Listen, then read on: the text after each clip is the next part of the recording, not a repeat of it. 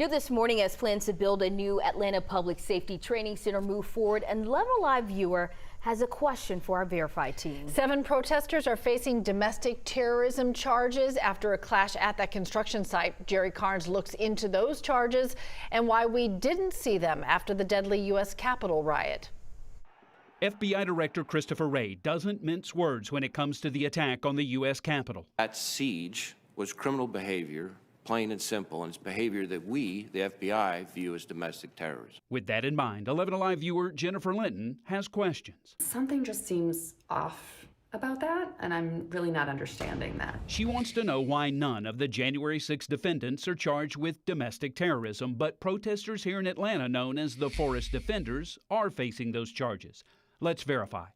Our sources are former federal prosecutor Michael J. Moore, state and federal law, and a report from the U.S. Congressional Research Service.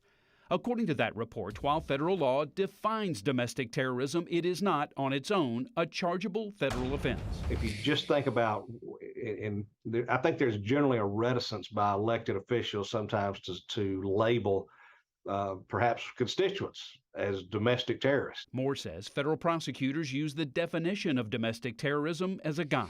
So federal prosecutors for a long time have gone under statutes like sedition, conspiracy, those types of things, which essentially does the same activity as a domestic terrorism statute would. While they can't on the federal level, law enforcement officers in Georgia can charge a suspect with domestic terrorism. Georgia law allows that charge when a suspect, for example, tries to coerce the policy of the government by use of destructive devices, assassination, or kidnapping. So we can verify there is no federal domestic terrorism charge that prosecutors can use against the January 6 suspects, while Georgia law does have a specific charge that prosecutors here can and do use.